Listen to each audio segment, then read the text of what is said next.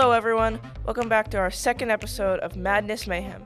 If you're new here, I'm Daniela. And I'm Amy. And on this podcast we discuss everything college basketball and March Madness.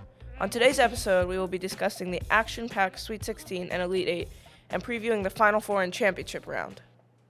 To start off our episode today, we have no more 1 or 2 seeds left. Alabama and Houston both got blown out in the Sweet 16, knocking out the 2 surviving 1 seeds of this tournament, which means there's not going to be any 1 seeds this Final Four this weekend. And so Alabama lost 71-64 to San Diego State. Just absolutely embarrassing for Alabama. They were projected to go very, very far in this tournament. A lot of people thought that they were going to win, and they just got absolutely blown out. And San Diego State has pretty much come out of nowhere and surprised everyone. They're a 5 seed from the Mountain West Conference, just beat this big team, Alabama. And they've also blown through so many other top teams that people thought were going to go really, really far in this tournament. And so Alabama didn't have a great game, and we're used to seeing them just blow through teams.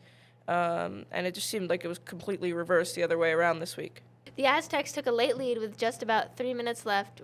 We're up by 11, but then the Tide almost tied it up with less than a minute to go, down by 2, but San Diego State was able to hold their ground and come out with a win. And then FAU also had a huge weekend as well. Once again, no one saw this team coming.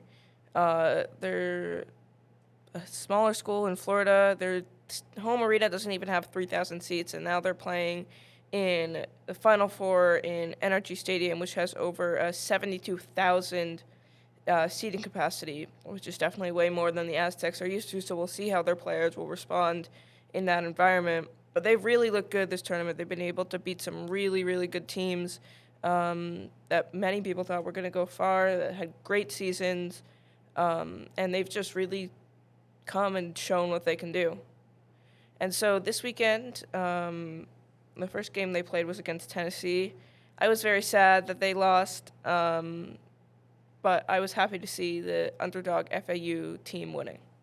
Pretty surprised that a 9 seed made it far in the tournament. So the Owls went on to play 3-seeded Kansas in the Elite 8, beating them in a pretty evenly matched nail-biter, 79-76. The score went back and forth a few times, ultimately sending home a team many people really thought could go all the way. Kansas State got to the Elite 8 by beating Michigan State 98-93 in overtime, which is something we very rarely see in March Madness, although I feel like we've had a few other games happen like this March Madness. Yeah, I mean, it's definitely one of the more rare outcomes. For sure. But it was cool to see. And going back to the first game FAU played versus Tennessee, it was a really good game. I thought Tennessee led until there were just under 10 minutes left in the second half, when FAU, the Owls, really just took the lead and kind of ran with it. They didn't even give Tennessee a chance to come back. They ended up winning 62-55, which is just more impressive considering that ESPN had actually given Tennessee an 86% win probability for the game. So it's just really cool and really impressive to see this underdog team kind of come out of nowhere and beat this powerhouse of Tennessee. Moving on to our next team, as impressive as Princeton's rise to success was, they couldn't keep up with the 6-seed Creighton. Creighton's wins solidified their place in the Elite 8 for the first time in their school's history. I know I definitely didn't see Princeton going this far, so I commend them for getting this far, being, I believe, the only Ivy League in the tournament. Yes, and the New Jersey team. That's true. So. In terms of the Creighton team, Ryan Kalkbrenner had to use a 7'1" frame to overwhelm Princeton's defense, and 3-point specialist Baylor Shireman needed to show what he could do defensively. Together, they teamed up to end Princeton's March Madness run. The Tigers went toe-to-toe against fast-paced Creighton until stalling out at the end of the second half.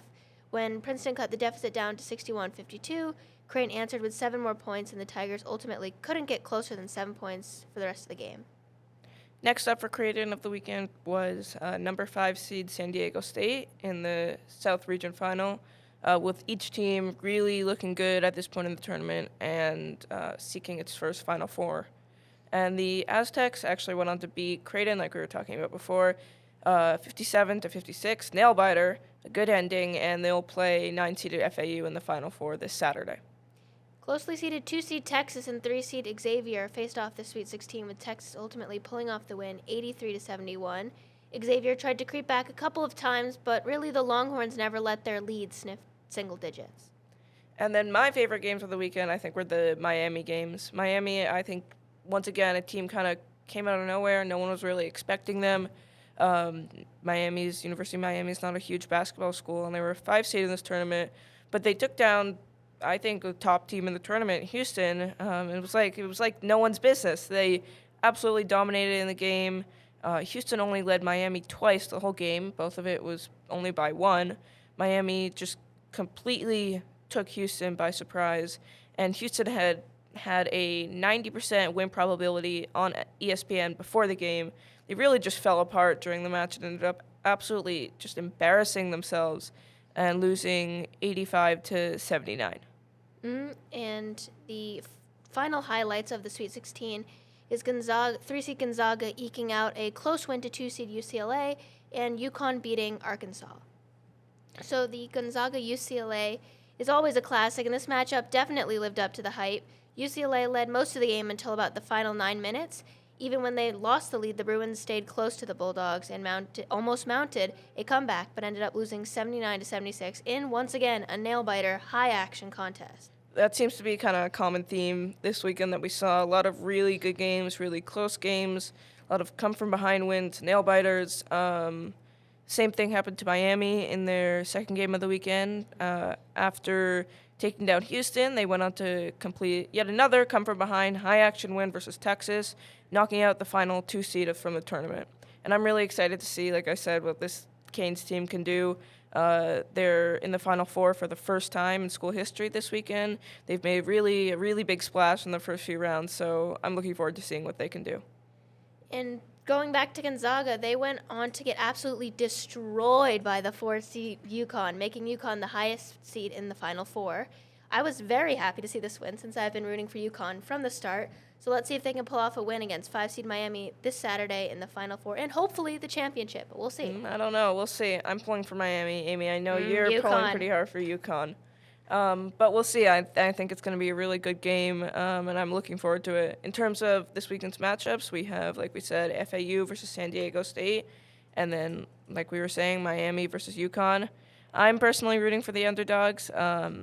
I really like Miami. I think they have a really good team, and I'm really impressed with how FAU has just how they've been playing this tournament. They've looked absolutely amazing, taking down some top-seeded teams, like we said before, and I'm excited to see what they can do in these final rounds.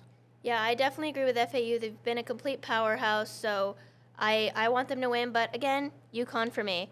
Thanks for tuning in to episode 2 of the Madness Mayhem podcast. Until next time, where we will be discussing the Final Four, championship, and most importantly, who the winner turns out to be after the crazy tournament of upsets.